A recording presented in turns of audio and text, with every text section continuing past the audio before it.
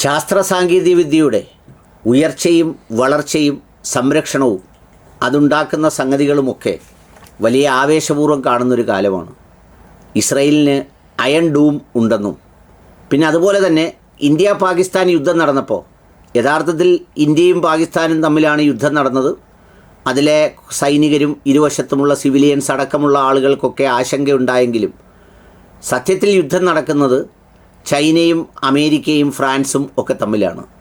അതെന്താണെന്ന് ചോദിച്ചാൽ അവർ നിർമ്മിക്കുന്ന യുദ്ധോപകരണങ്ങളുടെ ഒരു പരീക്ഷണം കൂടിയാണ് ഈ യുദ്ധം. റഫേലാണോ വിജയിച്ചത്? JF-10 ആണോ വിജയിച്ചത്? അതല്ല അമേരിക്കയുടെ ഫൈറ്റർ ജെറ്റാണോ വിജയിച്ചത്? ഇത്തരം ഈ വിജയപരാജയങ്ങളുടെ ചോദ്യം കൂടിയാണ് അതിൽ വരിക. അതിൽ വിജയിക്കുന്ന കമ്പനികളുടെ ആ യുദ്ധോപകരണങ്ങൾക്ക് വലിയ യശസ്സുണ്ടാവുകയും അല്ലാത്തത് മാർക്കറ്റിൽ ഇടിഞ്ഞു പോവുകയും തകർന്നു പോവുകയും ഒക്കെ ചെയ്യും എന്ന് പറയാറുണ്ട്. എൻ്റെ ഒരു സുഹൃത്ത് പറഞ്ഞു, ഇതിലേറ്റവും കൂടുതൽ നെഞ്ചിടിപ്പ് ഈ യുദ്ധത്തിൽ ഉണ്ടായത് അമേരിക്കയ്ക്കാണെന്ന് പറഞ്ഞു. കാരണം എന്താണെന്ന് ചോദിച്ചാൽ ചൈനീസ് യുദ്ധവിമാനങ്ങളുടെ കൃത്യതയോ അല്ലെങ്കിൽ അത്തരം കാര്യങ്ങളോ വിജയിച്ചിട്ടുണ്ടെങ്കിൽ അത് വളരെ ശ്രദ്ധാപൂർവം നോക്കിക്കാണുന്നത് അമേരിക്കയാണ്. JF-10 ആണ് പാകിസ്ഥാന് കൊടുത്തിട്ടുള്ളത്. JF-16 ചൈനയുടെ കയ്യിൽ തന്നെയുണ്ട് എന്ന് പറഞ്ഞാൽ അത് കുറച്ചുകൂടി അഡ്വാൻസ്ഡ് ആണ്. അവരെല്ലാം വിൽക്കാറില്ല.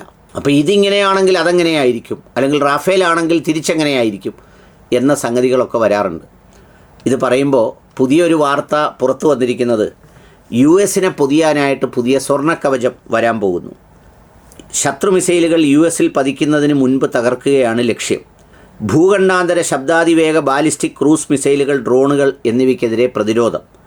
ബഹിരാകാശത്തും കരയിലും സമുദ്രത്തിലും നിരീക്ഷണ സംവിധാനങ്ങൾ. വിവിധ തരം പ്രതിരോധ മിസൈലുകൾ അടങ്ങിയ ശൃംഖല. ശത്രുവിൻ്റെ ഹ്രസ്വദൂര മിസൈലുകൾ തകർക്കാൻ ശേഷിയുള്ള പ്രതിരോധ മിസൈൽ. പിന്നെ പേട്രിയറ്റ് നമുക്കറിയാം, ഹ്രസ്വദൂര മിസൈലുകളെ ചെറുക്കാനുള്ള സംഗതികളെല്ലാം. ഇതെല്ലാം കൂടി 17,500 കോടി $ആണ് ഇതിന് വില വരുന്നത്. അപ്പോൾ 17,500 കോടി ഇൻറ്റു 75 ഒരു 80 കോടി എന്ന് പറയുന്ന അത്രയും കോടിയാവും. മെനക്കെട്ടി ഞാൻ കൂട്ടാനൊന്നും പോയില്ല. ഏതായാലും അത്രയുമൊക്കെ കോടിയാവുന്ന സംവിധാനമാണ് ഇപ്പോൾ അവർ ഉണ്ടാക്കാൻ പോകുന്നത്. എന്ന് പറഞ്ഞാൽ അതിലൂടെ ഈ എല്ലാ സംവിധാനങ്ങളെയും കൈപ്പിടിയിൽ ഒതുക്കി എല്ലായിടവും നിയന്ത്രിക്കാവുന്നത്. ഇതെല്ലാം പ്രതിരോധമാണെന്ന് പറയുമ്പോഴും ഇതെല്ലാം ഒരു പ്രത്യാക്രമണത്തിൻ്റെ സംഗതികൾ കൂടിയാണ്. നമ്മളിത് മനസ്സിലാക്കേണ്ടത്, ചൈന ഏതാനും ദിവസങ്ങൾക്ക് മുമ്പ് ബഹിരാകാശത്ത് ഡേറ്റാ സെൻറ്റർ തുടങ്ങി എന്ന് പറഞ്ഞൊരു വാർത്ത നിങ്ങൾ കണ്ടു കാണും. എന്ന് പറഞ്ഞു കഴിഞ്ഞാൽ ലോകത്തിൻ്റെ എല്ലാ ഭാഗങ്ങളിലുമുള്ള എല്ലാ വിവരങ്ങളും അതൊക്കെയും ക്യാപ്ചർ ചെയ്യാൻ കഴിയുന്ന ഒരു ഡേറ്റാ സെൻറ്റർ അവിടെ തുടങ്ങി. അമേരിക്ക ഇത് ചെയ്യുന്നു, ഇസ്രയേൽ അത് ചെയ്യുന്നു. നമ്മളെന്ത് ചെയ്യുന്നു എന്ന് ചോദിച്ചാൽ നമ്മൾ അടിച്ച് പൊളിക്കുകയല്ലേ. നമ്മൾ വഖഫ് ഭൂമി റെഡിയാക്കി എടുക്കുന്നു. നമ്മൾ പശു സംരക്ഷിക്കുന്നതിന് വേണ്ടിയുള്ള നിലപാടുകൾ എടുക്കുന്നു. നമ്മൾ ഫേസ്ബുക്കിൽ പോസ്റ്റ് ഇടുന്നവരെയൊക്കെ നമ്മൾ ശ്രദ്ധാപൂർവം കൈകാര്യം ചെയ്യുന്നു. പിന്നെ അതുപോലെ തന്നെ മതിലിടിക്കുന്നു, പള്ളി പണിയുന്നു, അതിൻ്റെ പള്ളിയുടെ മതിലിടിക്കുന്നു തുടങ്ങിയ വിനോദങ്ങളിലാണ് നമ്മൾ ഏർപ്പെട്ടിരിക്കുന്നത്. അത്തരത്തിലാണ് ഈ സംഗതികൾ നടക്കുന്നതൊക്കെയും. ഞാനിത് മാത്രം പറയാനല്ല ഉദ്ദേശിച്ചത്. ലോകാവസാനത്തെക്കുറിച്ച് വിശുദ്ധ ഖുർആൻ്റെ ചില പ്രയോഗങ്ങളുടെ ഒരു മാസ്മരികത കൂടി ഇത് കേട്ടപ്പോൾ ഞാൻ ഓർത്തുപോയി. ലോകാവസാനം എങ്ങനെയായിരിക്കുമെന്ന് ഖുർആൻ പറയുന്നുണ്ട്, വിശുദ്ധ ഖുർആൻ. ആ ഖുർആനിൽ പറയുന്നത് ഇദാ സുൽസിലത്തുൽ അർദു സിൽസാലഹ എന്നൊക്കെ തുടങ്ങുന്ന ആയത്തുകളുണ്ട്. ഇദാ സുൽസിലത്തുൽ അർദു സിൽസാലഹ, അതായത് ഭൂമി കിടുകിടാ കിടുങ്ങുന്ന ദിവസം എന്ന് പറഞ്ഞാൽ എല്ലാം കുലുങ്ങുന്ന ദിവസം. അതിൻ്റെ ഒരു ഇമ്പാക്റ്റിൻ്റെ ഗൗരവം എത്രത്തോളം എന്ന് വെച്ചാൽ ഈ മുല കുടിക്കുന്ന അമ്മമാർ കുഞ്ഞിനെ എടുത്ത് എറിഞ്ഞിട്ട് ഓടുന്ന ഒരു സന്ദർഭത്തെക്കുറിച്ചൊക്കെ ഖുർആൻ പറയുന്നുണ്ട്. കാരണം ആ സന്ദർഭത്തിൽ ഒരിക്കലും ഒരു അമ്മയുടെ മാതൃത്വത്തിൻ്റെ പരിപൂർണതയുടെ നിമിഷത്തിൽ പോലും അത്രയും ഭയചകിതരാകുന്ന നിമിഷത്തെക്കുറിച്ചാണ് ഈ ഇതിൽ പറയുന്നത്. ഭൂമി കിടുകിടാക്കിരുങ്ങുന്ന ദിവസം.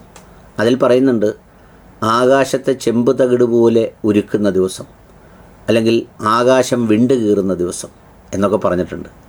അപ്പോൾ ഈ ആകാശം വിണ്ട് കീറുന്നത് എങ്ങനെയാണ് എന്നൊക്കെ നമുക്ക് സംശയം തോന്നിയിട്ടുണ്ട്. ഭൂമി കുലുങ്ങുന്നതൊക്കെ നമ്മൾ പഠിച്ചു. പക്ഷേ ആകാശം വിണ്ട് കീറുന്നത് എങ്ങനെയാണ്, ലോകാവസാനം എങ്ങനെയാണ് എന്നൊക്കെ ചിന്തിക്കുമ്പോൾ ഈ സംവിധാനങ്ങളുടെയൊക്കെ ഒരു ക്രമം വിട്ട പ്രയോഗത്തിനുള്ള സാഹചര്യം ഉരുത്തിരിഞ്ഞാൽ ഇതങ്ങ് ഭസ്മീകരിക്കാൻ ആകാശത്തെങ്ങനെയാണ് ഉരുകുന്നതെന്നും ഒക്കെ നമ്മൾ അനുഭവപ്പെട്ടപ്പോഴൊക്കെ കണ്ടതാണ്. അതൊന്ന് വ്യാപകമാക്കിയാൽ ഇതൊക്കെ യാഥാർത്ഥ്യമാകുന്നതിന് ഒരു പ്രശ്നവുമില്ല എന്ന് തെളിയിക്കുന്നതാണ്. അതുതന്നെയാണ് ഈ പറഞ്ഞിരിക്കുന്നത് എന്നല്ല ഞാൻ സമർത്ഥിക്കുന്നത്. അങ്ങനെ സമർത്ഥിക്കാനും പാടില്ല. ഇതും അതുമായി ഒന്നും താരതമ്യം ചെയ്യാനും പാടില്ല. പക്ഷേ ആ സാഹചര്യത്തിൻ്റെ കളമൊരുക്കൽ നൽകുന്ന ഒരു സന്ദേശത്തെക്കുറിച്ച് ഞാൻ ഓർത്തുപോയത് നിങ്ങളുമായി പങ്കുവെച്ചു എന്നേ ഉള്ളൂ.